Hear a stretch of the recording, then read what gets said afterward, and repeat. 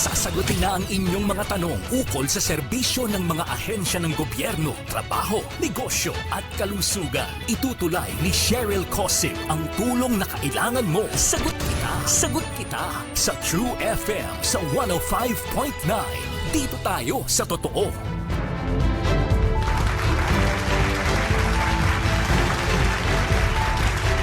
Magandang hapon mga kapatid, ako po si Cheryl Cosim at ito ang espesyal na serye ng Sagot Kita, Aplikante Serye. Araw na ulit ng Miyerkules, samahan niyo akong kilatisin ang mga kakandidato para sa 2025 midterm elections. Ano ang kanilang mga plataporma, advokasya, paano nila bibigyang solusyon ang mga mabibigat na problema sa bansa.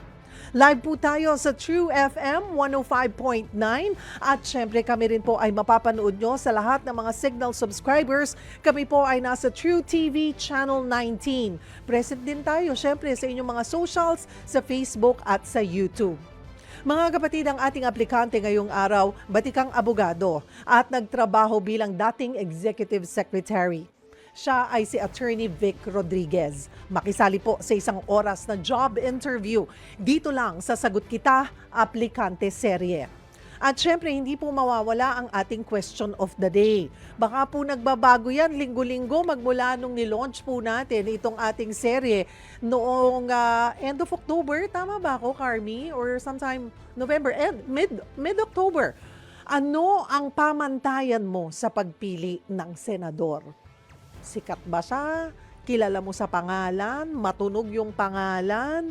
Ay, catchy yung kanyang yung kanyang ads, yung gano'n. Nakikita mo kahit saan ang mukha?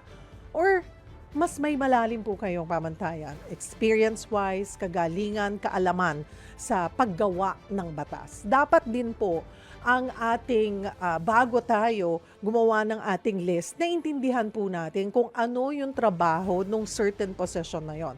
This coming midterm elections, mayroon po tayong national, of course, the Senate, and then the local positions. Sana po ay we take our time para intindihin. Kasi minsan di natin sineseryoso, pinapahalagahan yung ating boto.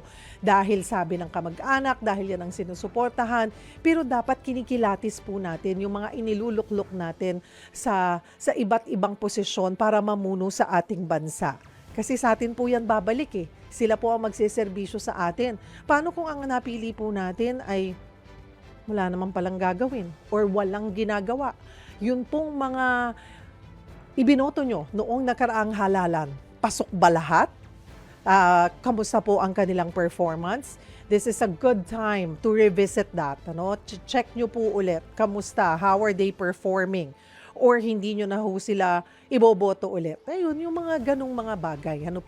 O mag-comment po kayo sa ating Facebook at YouTube live stream. Mamaya po ay babasahin natin yan isa-isa. At kung may gusto po kayong itanong diretsyo sa ating panauhin ngayong araw, maaari nyo po yung i-post sa ating Facebook or YouTube or tawag po kayo sa ating tanungan hotlines sa 8689-3289, 8689-3290. Again, that's 8689-3289 or 8689-3290. Sino nga ba ang senatorial aspirant na si Attorney Vic Rodriguez? Ang kanya pong buong pangalan, Victor Dairit Rodriguez. Ipinanganak po siya noong December 23, 1973. Nakapagtapos ng law degree sa University of Santo Tomas. Kumuha ng executive education sa National University of Singapore. Nanungkulan bilang Deputy General Counsel ng Integrated Bar of the Philippines. Naging barangay councilor at chairman sa Quezon City. At ngayon ay presidente ng Quezon City Trial Lawyers. Siya ang unang naging executive secretary ni Pangulong Bongbong Marcos. At nito lamang pong nakaraang taon, sometime July, ay inilabas nga po niya ang kanyang libro na Victor D. Rodriguez, Kingmaker. Uy, si Jerry Lirio pala to. Hi, by Jerry Lirio. So ito po, may bagong libro po ang ating guest. Pero ayan po, kasama natin. Maninibago tayo kasi pag nakakasama natin nun si Attorney Vic as an expert, as a law expert. Ngayon, kikilatisin natin siya. Ayan po, para tingnan natin kung maipapasok nyo po siya sa 12 senador na pipiliin natin this coming midterm elections. Kasama natin live dito sa studio, sa Sagot Kita, aplikante serye, Attorney Vic Rodriguez. Attorney Vic, thank you for joining us. I know you just came from an out of the country trip na napaka-short, so pagod pa siguro ang katawang lupa mo. Oh, thank you, Cheryl, for inviting me at magandang hapon sa lahat ng ating mga kababayan at sumusubaybay sa programa ni Binibining Cheryl Cosim. Thank you for inviting me. Thank you for making time. Kahit nga sabi ko, very hectic ang schedule. Gusto natin kasi dito nga po sa ating programa, kilatisin, kilalanin. Ang daming nasa listahan. Pero dapat doon sa madaming pagpipilian po natin, we pick the best. Ano po, na tingin natin ay talagang may kakayanan talagang mamuno po sa ating bansa. Pagiging senador. Nagsimula ka sa LGU, Attorney Vic, bago nagkaroon ng national positions. Bakit Senado? Alam mo naman na yan na naiintriga ka palagi. Ang sinasabi ng ilan, may hugot yan, may pinanggagalingan, kaya lang tumatakbong senador. Totoo Your yun, answer. Cheryl. Meron akong hugot, meron pinanggagalingan at dapat lahat ng Pilipino ay may hugot. Sapagkat patuloy ang pambubudol at sinasalaula ang ating pambansang budget, ang pera ng mamamayang Pilipino. Kaya tinanggap ko ang hamon na pamunuan ang tunay at maisog na oposisyon. At tinanggap ko ang hamon upang pamunuan ng war on corruption. At ito ang dahilan kung bakit tayo ay kumakandidato bilang aplikante ninyo sa Senado, bilang senador, ay aking pinamumunuan ng war on corruption. Nais kong isabatas ang pagbabalik ng death penalty sa kasong plunder. At bago natin maibalik yung death penalty, nais ko munang amyendahan yung batas ng plunder, Cheryl, at ibaba natin yung threshold nito at going from 50 million pesos to 5 million pesos na lamang. Naman yan. O sige, mamaya. Malaking pera yung 5 million, That's Cheryl. true. Yung 5 million, pangarap na yan ng maraming Pilipino na magkaroon at maipamana sa kanilang mga anak. Mamaya, hihimayin po natin yung isa. Sabi nyo nga po, may hugot kayo. Hugot na ang sinasabi nila ay dahil nawala ka sa kasalukuyang administrasyon. Pero doon sa Let me just correct pagdidesisyon- that. Ang hugot ko dahil tuloy-tuloy ang pangbubudol ng Marcos administration. Ang hugot ko dahil patuloy na linulustay yung kaban nating mga Pilipino, not for anything personal. Nothing personal. Yes. But with your family. Nung nagde-desisyon ka, saan ba pumasok? Kailan? Nagsimula yung parang, consider mong tumakbo ng national post to consider that. Ano ang kwento behind that? Nung nagsimula siguro ito mga March or April, nung unang nabanggit ni Pangulong Duterte na why don't you run for senator this coming next year election. Ang tugon ko kay Pangulong Duterte, kaya ako, Mr. President, tutulong na lang ako. Mas komportable akong behind the scene. Mas komportable ako, bigyan mo lang ako ng isang sulok.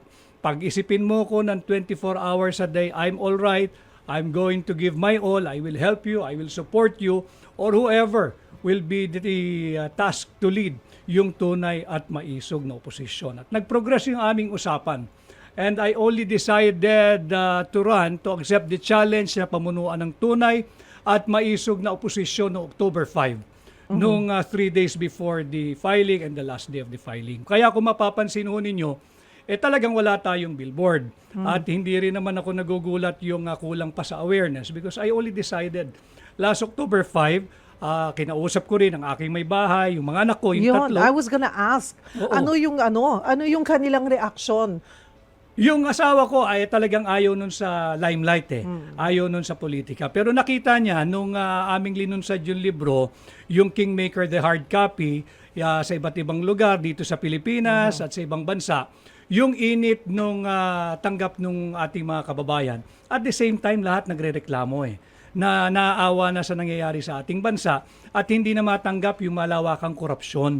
Nakikita, nararamdaman naman lahat yan. Kanya nga may malaking pagkilos ng isang araw sapagkat hindi na natin pwedeng palagpasin ito.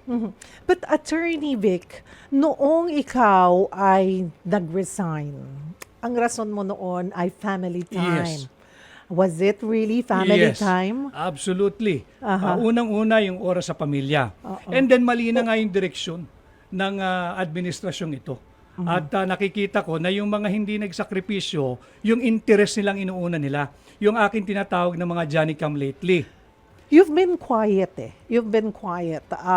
We would talk and you said na dati kong boss yan. Respeto na lang natin. Yes. And you said nga, you were able to talk kahit papano naman, Yes, diba? yes. Nung, hindi ko alam kung tama, kung naalala na nagtungo ka pa sa kanilang bahay, nakapag-usap pa kayo. And that was around September 27, 28. Ito yung nag-resign na. Thereabouts, noong 2022. So, Yun yung huli. So naghiwalay kayo ng okay. Maayos naman, yung aming huling Oo. pag-uusap. Yung kumbaga, ano naman, civil, maayos. Maayos. Ano? I was invited by him to see him a few days, 2 days or 3 days after he arrived from his first US visit sa UNGA. At yun nga, nag-request ng meeting. Wala namang problema, magkaibigan kami. And yes, that's true. Mga kababayan, ako ho ay subject of many requests na mag-interview, exit interview, kung ano man tawag na interview. Ako nagsabi kahit sa iyo, Sherry, Yes, tama yung sinabi yes. mo. Ako, yaan natin. Let's give him a chance to prove his worth at yung mga magagandang salita na nabitawan nung kampanya. Pero bakit ka nga talaga nag-resign maliban sa family time? May iba bang rason na ngayon ay handa ka nang sabihin? Because yung sinabi ko na ito, untenable na yung aking sitwasyon, yung aking position doon sa napakaraming issue sa loob ng Malacanang. Iba yung tinatahak ng direksyon nung mga Johnny come lately nga. Yung Johnny come lately, mga kababayan, ito Explain. yung hindi natin nakasama nung walang gustong sumama kay Bongbong Marcos nung siya ay hindi naging matagumpay noong 2016 at dumugtong na lamang nung nakakakita ng siguradong panalo. Ang masaklap kasi dito, nung mananalo na, eto na sila nag-uunahan at the very first opportunity na pwede silang makapagnakaw, nandyan na naman sila. Yun, tinutulan ko yun. Even yung pagdating sa appointments, ang gusto nila, una sila eh. Ako, tika muna. Unahin natin yung mga totoong tumulong at ang intensyon magbigay ng tunay na serbisyo. Hindi makapagnakaw or lalong mapanatili ang kanilang angkan o sarili sa poder. Yun ang aking linabanan. Alam mo ba na ikaw ang pipiliin or ikaw talaga, ipinangako ba ni Pangulong Bongbong Marcos na ikaw ang kanyang magiging executive secretary? Kasi ang executive secretary, we call them the little Yes, president, yes. diba? Ayan. Hindi. Hindi. Aha. Pero nung tinanggap mo, alam mo na talagang hindi magiging madali at Alam ko. marami talagang gagapang. Alam ko. In fact, nung in-offer yan, sabi ko, okay na ako I don't need this. Pero upon the insistence of hindi pa kami nanunumpa noon, President-elect, sabi niya, no, you have to help me run my office the way you've run the campaign. At malaking bagay yun, Cheryl. Hindi ba nakakataba ng puso yun? Dahil hindi na yan ordinaryong tao, President-elect na yan eh. At saka pinagkakatiwalaan ka ng Tama. President-elect ni Tama. Pangulong. So lahat ng nangyayari, lahat ng hindi ka rin sang-ayon or may napupuna ka, ay napapag-usapan yung dalawa. Very open naman kami. At ano nangyari? maganda niyang tinatanggap yung aking opinion kahit kontra sa kanya. Maganda kong tinatanggap yung kanyang opinion kahit kontra sa akin. And we just pick the best idea na lumabas. Ganun kaya maganda yung relasyon eh. Kaya naman na konting kulit yabang but with all humility, kaya naman naging maganda ang patakbo ng kampanya noong 2022, naging swabe. Where did it, saan nagkaroon ng lamat? Doon sa mga appointments. Hindi ba dapat kayong dalawa ang pumipili nun? He was standing by me. Aha. And kaming dalawa nagsasara kung sino yung dapat ma-appoint at hindi dapat ma-appoint. Pero along the way, yun nga, yung sinabi ko nga, bumigay yung aking principal dati. So untenable na ito. Alam mo, ang executive secretary, magiging matagumpay lang. Isa lang kailangan mong kakampi dyan. Pangulo. Yung Pangulo. Yun lang ang kailangan mong kakampi. But even then, when I was the executive secretary, nabanggit ko na rin ito, I have offered to get out. Okay ako, exit na ako. Kung sa tingin mo na akong nakakakos ng gulo rito, wala ka ng tiwala. Sabi niya, no, pinaghirapan natin, tutuloy tayo. And he even asked me how come I have not submitted any of my documents sa Commission on Appointments.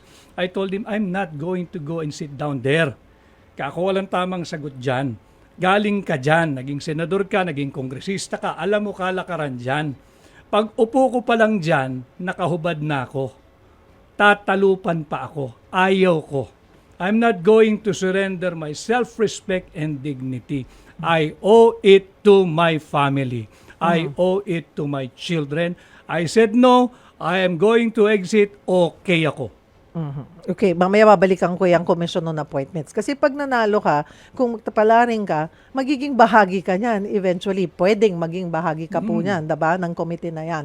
So is this something na tingin mo ay kailangan baguhin or ayusin na makikita natin? Kasi minsan talagang yung mga tinatanong ay talagang sabi nyo nga, nahuhubaran din talaga na sometimes it has nothing to do with the position. Exactly. They go so personal na to the point na napapahiya na.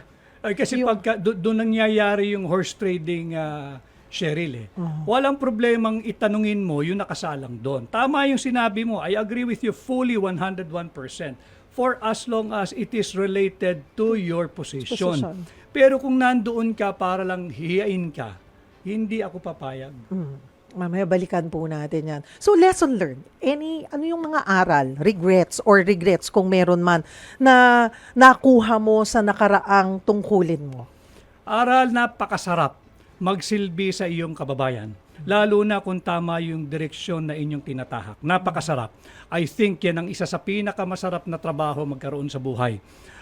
On the negative side, huwag ka lang magtiwala doon sa lahat ng kaharap mo na nagbibigay sa iyo ng pinakamatamis na ngiti. At yun din ang unang sasaksak sa likod mo pagdating ng panahon. Sino yung madami sila pinakamatamis na doon. ngiting nagbigay sa iyo? Madami sila doon. Alam mo, pagka kinakailangan ka pa, lahat ng pabor hihingin sa iyo. At kapag hindi na pabor sa interest nila, yan na, dadambahin ka na. At marami dyan, lagi ko nga sinasabi, ang mga nangunguna dyan, yung feeling Pangulo na wala namang boto. Yung nais maging Pangulo, wala namang mandato. Para sa akin kasi noon, isa lang ang aking Pangulo, yung binoto ng tao. At yun lang ang susundin ko, being the executive secretary. Hindi ka pwedeng maraming amor yan. Ang amo mo lang, ang poprotektahan mo lang, ang tutupdin mo lang ay yung Pangulong binoto ng tao, hindi yung mga feeling Pangulo. Madami ba silang feeling Pangulo? Madaming feeling Pangulo dyan. Wala namang mandato. Pero naramdaman mo na yan kung sino-sino sila during the campaign period pa lang. Nung campaign period, medyo tame pa eh. Pero meron ng mga nangunguna. Meron na yung mga, kumbaga sa kabayo, bumabandera. Na ito yung mga magiging cause of friction pagdating ng panalo. Ma-identify mo naman eh. And as expected, Expected. Hindi rin naman true ako enough. nagulat kung sino-sino sila. Hindi ako nagulat. At handa ka naman. Mukhang tibay mo eh. Tibay mo. Alam mo, Cheryl, pag wala kang inagrabyado, talagang matibay ka. Pag wala kang inonse, talagang kaya mong humarap kahit kanino. Puntahan natin ang iyong mga plataforma, Attorney Vic. No? Ang sabi mo nga, tatakbo ka kasi hindi mo na kayang sikmurain yung umano'y korupsyon sa pamahalaan. Anong klaseng korupsyon? Ano yung nakita mong korupsyon? Simulan natin sa budget. Yung unprogrammed appropriation. Ngayon 2025, pinirmahan yung unconstitutional budget for 2025. Siniro ang PhilHealth. And then linagak yan lahat doon sa unprogrammed appropriation at pork barrel at ayuda na pinangungunahan ng mga mambabatas. That is corruption, Cheryl. At hindi naman kinakailangan sa pagmumudmud ng tunay na ayuda. Iba yung ayuda na pinamumudmud ng mga mambabatas, iba yung 4Ps. Dapat kailangan alam din ho natin ito. Dalawang klase po yan, yung conditional cash transfer, yung merong conditionalities, kagaya ng kinakailangan panatilihin mo sa eskwela yung mga anak, yung mga nanay dapat nagkakaroon ng periodic check, yung mga bata dapat pinapabakunahan.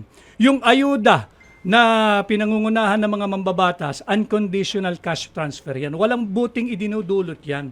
At pag pinamimigay, kinakailangan nandun yung mambabatas. Kinakailangan nandun yung kanilang mga tarpaulin posters. That is corruption. Kahit ano mo pang paliwanag yan. Corruption, AIX, AKAP, pati na nga raw yung tupad. Sabi ni Mayor Benji Magala, yung 777. 7 million per congressman or congresswoman nasasama sa kanilang pinuno kung saan man siyang pupunta para magmudmud ng AIX at ayuda at akap. At pinaalalahanan po yan ha mga kapatid dahil napapag-usapan na namin ni Attorney Vic ng COMELEC. Ano po? Although kasi ang hirap ngayon, hindi pa talaga campaign period.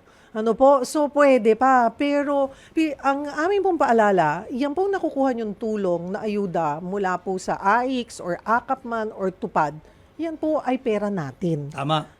Pera po yan ng taong bayan. Hindi po yan pera ng nakaharap o humaharap sa inyong politiko. Maaring sila po ay naging means kasi nga sila yung nasa posisyon. Ano po? Sabi nga ni Attorney Laudianco ng COMELEC ay maaaring may recommendation mula dito sa mga nakaposisyon. But then again, this is just a recommendation. The reason why dapat na makatanggap kayo niyan ay because you are qualified at hindi ka dapat malakas. Kung malakas ka lang, hindi na po matino yung hinihinga. Maliban sa hindi ka matino dahil malakas ka, humihingi ka na alam mong you're not qualified, pati yung nakaposisyon dyan, hindi po yan matino. Again, yan po ay pera ng taong bayan. Hindi po yan pera ng kahit sino mang politiko, kahit ni Pangulo, hindi po niya yan pera. Yan po ay ating mga buwis. Taxes po natin yan. We just want to clarify that also. Kasi akala nila, ang bait-bait ni ganito. Hindi Ay, totoo thank you yun. po kay ganito. Ay, Hindi sila dapat tumanaw ng utang na loob. po ako. Hindi Utang dapat. ng loob ko po ito habang buhay. Hindi po, mga kapatid, deserve nyo yan. Sa inyo po talaga dapat yan. Sa atin po yan. Pera po natin yan na dapat na pinangangalagaan. So, yun po yung sinasabi nyo. The other corruption, any other issues na nakikita nyo po? Tingnan din natin yung kinuhang 60 billion pesos ng PhilHealth at yung 25 billion pesos ng DBP at 50 billion ng Land Bank. At ito'y nagbunsod ng isang pahayag mula sa International Monetary Fund na sinasabihan ng IMF, ang DBP at Land Bank, you have to find a way to restore your capital bago kayo magkaproblema. Kasi nga, linagay yung 25 billion ng DBP at 50 billion ng Land Bank doon sa non-performing Maharlika Investment Fund na hindi naman dapat. So look at the money na nawawala po. 75 billion in total, 60 billion dito sa PhilHealth and hindi napapag-usapan pero mahalaga yung 107 or 117 billion pesos ng PDIC o ng Philippine Deposit Insurance Corporation. Kinuha din yan, Cheryl. At yan ikinuha upang pondohan yung unprogrammed appropriation. I'll take this opportunity sapagkat it is my duty to explain to the Filipino people sa pinaka simpleng pananalita kung ano yung unprogrammed appropriation. Parang home budgeting lamang po yan mga kababayan.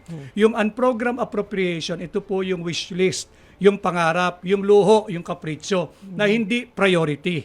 Pag may sobrang pera lang si tatay at nanay, baka pagbigyan ka. Kunwari. Pero hindi yan priority. Ayan, kunwari, 'di ba? Ayan, yung mga pagkain natin, yung monthly bills, ayan, yan yung talagang prioridad nyo po. Tapos may on the side ka, ay, bibili akong basketball, Bagong iPhone. bagong cellphone, oo, ganyan. Yun yung unprogrammed. Hindi kinakailangan. Na hindi kailangan. Gusto mo, pero hindi kinakailangan. Na kahit hindi ka magkaroon, hindi magbabago ang iyong buhay at hindi kayo magiging malungkot. Yan ang ibig sabihin ng program appropriation in relation to home budgeting. Sa ating pagbabalik, pag-usapan po natin, kanina nabanggit nyo na yung plunder from 50 million down to 5M. Kung kayo po ipapalarin, yung plunder alone, napakabigat ng parusa po dyan. Mas balikan po natin, mas detalyihin natin yung iba pang advokasya or gustong isulong po ni Attorney Vic Rodriguez kung sakali man po siya ipalarin sa Senado. O break muna po tayo saglit. Kung may gusto po kayong itanong sa kanya, maaari nyo pong i-post yan sa ating live stream or pwede po kayong tumawag sa ating tanungan hotlines. Mas kilalanin pa natin ang ating aplikante. Maya-maya lamang. Huwag po kayong bibitaw. Magbabalik ang programang Sagot Kita, Aplikante Serye.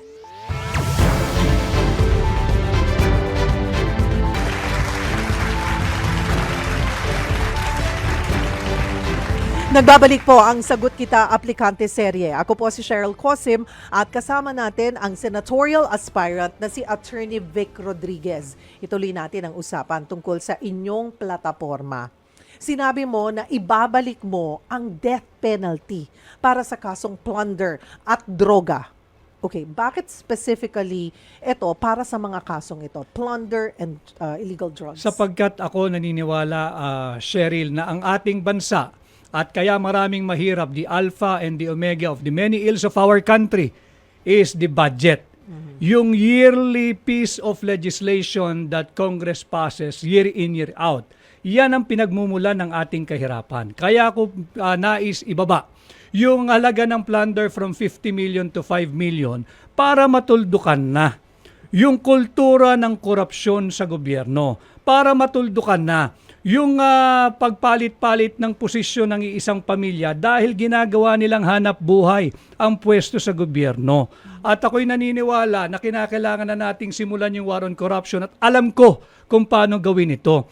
By amending first the plunder law, reducing the threshold from 50 million to 5 million, many are reaching out at sinasabi, baka pwede 1 million na lang. And I also agree with them dahil ang pagnanakaw ay pagnanakaw regardless of the amount. At pag naibalik ko na yan bilang senador ninyo, aking ipapanukalang ibalik ang death penalty bilang kaparusahan sa sino mang mapapatunayang guilty sa kasong plunder. And of course, yung droga. Yung droga, specifically, doon sa mga taong gobyernong magiging sangkot dito sa pagpapalaganap, manufacturing, at yung importation, at yung mga banyaga na magpapasok, magpoprotekta, magpapalaganap ng illegal na droga sa ating bansa. Yang dalawang bagay na yan. At wala makakapagsabing anti-poor itong pagbabalik ng death penalty sa kasong plunder at droga dahil walang mahirap na nagnanakaw sa gobyerno at wala ring mahirap na nagiging source ng funding ng illegal na droga. Puntahan natin ang iba pang issue pambansa. Dahil tinitingnan ko yung oras natin. We have 19 minutes left and we have so much to talk about. Okay. VP Sara Duterte, yung kanyang presidency, kinukonsidera na ni VP Sara ang pagtakbo bilang presidente sa 2028. Dapat naman yun, Anong sapagkat take on higit that? na malaking boto ang ibinigay sa kanya ng mamamayang Pilipino, 32 million, higit na malaking boto kaysa sa Pangulo. So isang kumbaga sa boxing siya yung mandatory challenger pagdating ng 2028. But it's all up to Vice President Inday Sara Duterte kung talagang gusto niyang tahakin yung landas sa magiging Pangulo. But kung siya'y tutuloy, marapat lang sapagkat higit na malaki ang kanyang boto nung huling halalan. 32 million Filipinos ang bumoto ng malaya, konstitusyonal at legal kay Vice President Inday Sara Duterte. Ngayon ay nahaharap siya sa impeachment. Although, ayun na, kaya nagkaroon ng peace rally na wag ituloy, nagsabi rin ang Pangulo na wag nyo nang ituloy yan, wag na nating pagtuunan pa ng panahon dahil mas maraming trabahong kailangang unahin. Naniniwala ka ba na yung mga panawagan na i-impeach si VP Sara ay para pigilan siyang tumakbo sa 2028? Yes, yan panay politika at yan ay political persecution. Ang dapat unahin natin kesa itong mga impeachment na ito, yung problema ng inflation, yung problema ng corruption, yung problema ng kawalan ng trabaho, yung kawalan ng underemployment, yung problema ng patuloy na pagtaas ng mga pangunahing bilihin. Yan ang dapat tutukan, yung tumatago sa sikmura ng ordinaryong Pilipino, hindi panay politika. So sang-ayon ka sa panawagan ng Pangulo ni PBBM on that? Sang-ayon ako sa panawagan ng hakbang ng maisog. Sang-ayon ako doon sa panawagan ng mga kapatid natin sa Iglesia ni Cristo na tigilan itong impeachment na ito. Tigilan na itong political persecution na ginagawa nila hindi lamang kay Vice President Inday Sara Duterte, kung hindi pati kay Pangulong Duterte at lahat ng nagpapahayag ng honest dissent. Gaano kahalaga yung show of force, Attorney Vic, ng INC nitong nakalipas na rally? Pagpapatunay na pag nagkaisa-isang Pilipino, regardless of religious denomination, yan ang tunay na soberanya. At yan ay pagkilala doon sa ating karapatan na maging bahagi sa lahat ng antas ng any political, economic, or social decision-making that this government and any administration for that matter will be making. Nakatakda ng ilabas ng NBI yung kanilang findings sa investigasyon sa umano'y death threats ni VP Duterte kay PBBM bilang abogado. Ano ang tingin nyo ho rito? I have yet to see. We have to wait. Kung ano yung magiging desisyon ng Department of Justice or NBI diyan sa kanilang ginagawang investigation. Anyone will be making a comment is premature. Let's wait for the release of the findings by the National Bureau of Investigation. Kanina na pag-usapan na natin yung sa PhilHealth and then also itong mga AKAP program. Okay, wala ng confidential funds ang ilang ahensya kabilang ang OVP. Noong ikaw ay dating executive secretary at ngayon naintindihan nyo na saan ba napupunta or ano ba yung confidential funds, what's your take on confidential funds sa iba't ibang ahensya? Walang pondo ang OVP. Nung time na nandoon pa ako at nung 2022. Nilagyan. Because sumulat ang Office of the Vice President sa Office of the President. Maaari ba ako magkaroon ng confidential fund? Sumagot ang Office of the President, maaari, bibigyan kita. O bakit si Inday Sara lang iniimbestigahan? Wala siyang confidential fund. Nagtanong siya, pwede ba rin ako magkaroon ng confidential fund? Sumagot ang tanggapan ng Pangulo, pwede.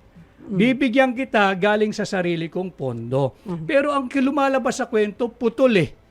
OVP lang eh, si Vice President Inday Sara lang eh. Saan siya kumuha ng confidential fund? Yun dapat muna kinikwento natin ng buo. At ngayon naman, yung sinasabing marami ng ahensya ang walang confidential fund, okay naman yun. Basta dapat across the board. Yung hindi kinakailangan ng confidential fund, di wag nang bigyan. Ngayon, kahit naman magpatuloy ang confidential fund, basta't nandyan ang COA. Gawin ng COA ang trabaho nila, wala tayong magiging problema sa funding eh. I mean, yung kung paano ginasta ito eh. Ang nangyayari lamang, pinangungunahan ng Kongreso yung trabaho ng COA. Hindi pa tapos yung findings ng COA. Inuunahan na nila eh. Meron pang palugit ang Office of the Vice President to submit yung mga kulang na document o magkakumpletuhin yung documentation. So premature lahat ito. Puntahan ko yung war on drugs. Nananatili na malaking problema ito na kinakaharap ng ating bansa. What's your take on kung paano ito hinahandle ng kasalukuyang administrasyon kumpara sa nakalipas na administrasyon? Napakahina sapagkat punong-puno ng pagtatakip. Ano na nangyari? Alam mo ito, journalista ka, Cheryl. Ano na nangyari doon sa sinasabing biggest drug haul ever in the history of drug enforcement ng Pilipinas? Yung sa Alitagtag. Wala na tayong follow-up, wala nang nangyari. Wala na, tahimik sila. Ultimo yung nahuli, hindi pwedeng pangalanan, hindi pwedeng interviewin. Bakit yung mga cited in contempt nakukulong? Pinapangalanan, hinihiya. Bakit yung nahuli sa biggest drug haul ever sa kasaysayan ng Pilipinas, tahimik ang gobyerno? Mahina ang kanilang approach dito sa war on drugs. West Philippine Sea. What about the West Philippine Sea? Yung kung paano tayo mas assertive ngayon na protektahan kung ano ang sa atin. Dapat natin protektahan yung ano yung sa atin. But we have to help to diffuse and de-escalate the tension. We cannot afford to go to war with a superpower and nuclear-armed neighbor named China.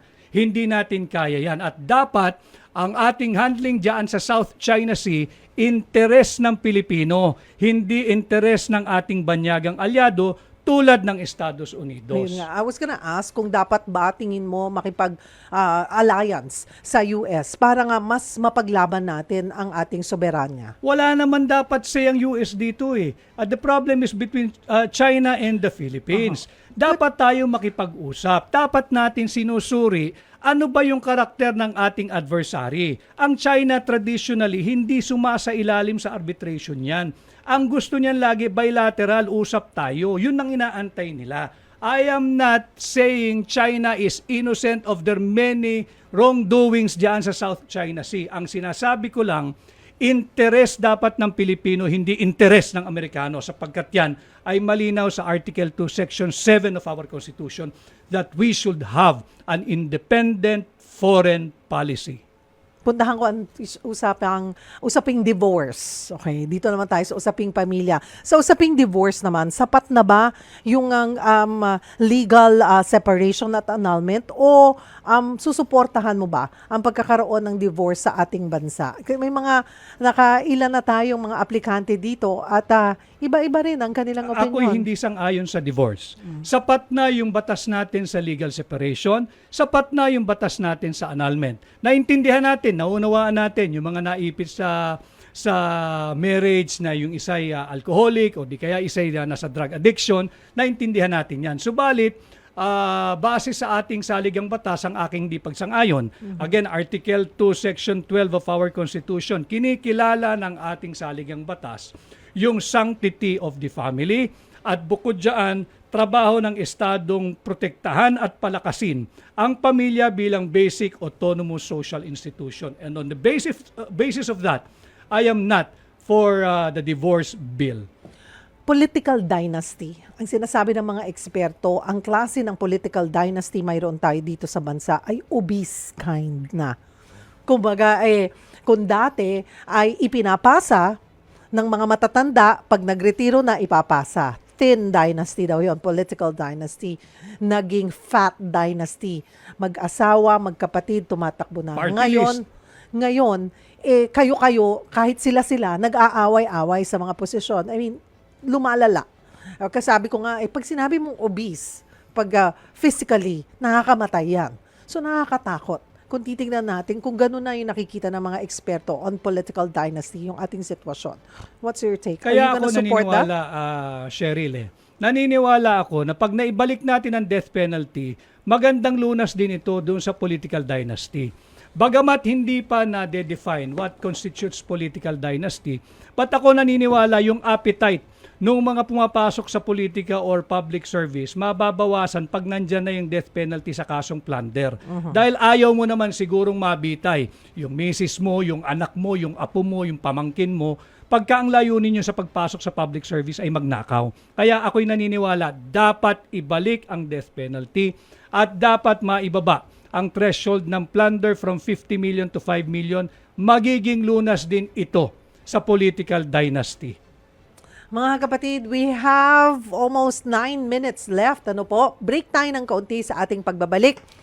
Medyo kakalma tayo, mas magre-relax. Isasalang po natin ang ating aplikante sa ating Fast Talk. Huwag po kayong bibitaw, magbabalik ang programang Sagot Kita, Aplikante Serye.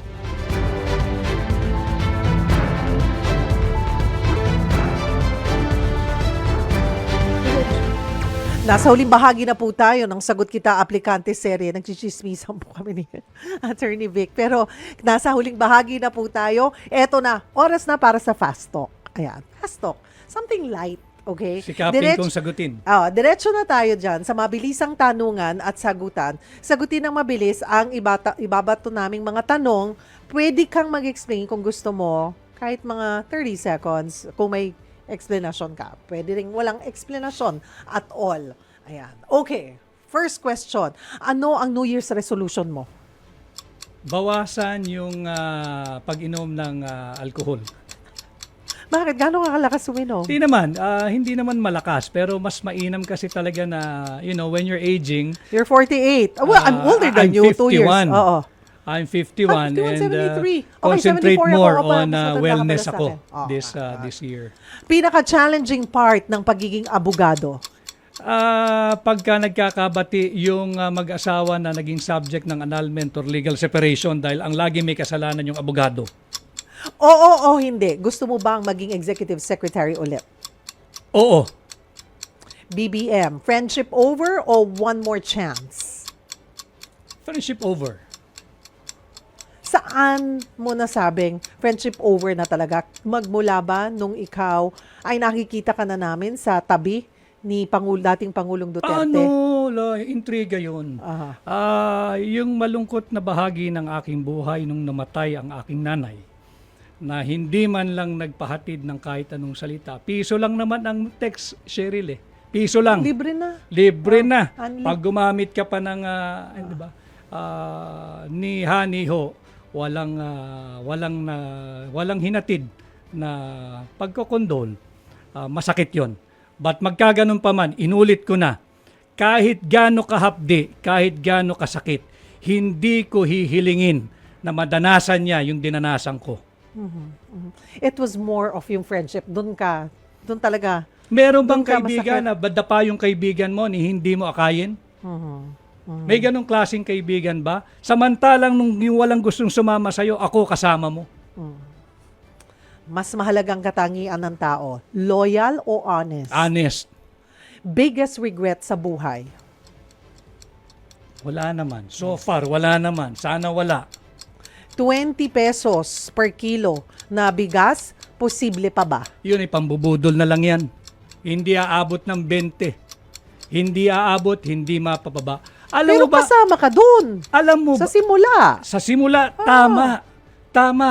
Paano mo ngayon papababain ng 20 So, pesos ang meron bigas? talaga kayong formula noon. Meron talagang magandang motivation na maipababa ang kilo ng bigas. Pakainin yung mahihirap nating kababayan ng maayos na bigas. Hindi yung sulit Durog. rice. Ang sulit rice, Cheryl, dagdag ko lang 100% durog. 36 pesos pinagyayabang nilang mura. Yun, pag linuto mo yun, lugaw yun. Araw-araw kang pakainin ng lugaw, hindi ka naman siguro mag-i-enjoy. Sakaling palaring ka sa Senado, ano ang unang bill na isusulong mo? Isusulong ko na amyendahan ang plunder law, ibababa ko from 50 million to 5 million, isusunod ko yung pagbabalik ng death penalty. Sinong politiko ang pinakahinahangaan mo? Sinong politiko for his longevity at brilliance? Si Juan Ponce Enrile. Kung hindi ka politician o abogado, ano ka ngayon? Negosyante. Negosyante. Alright. Mayroon po tayong less than 2 minutes, mga kapatid. Ang ating final question, Attorney Vic Rodriguez, bakit ka dapat tanggapin sa Senado?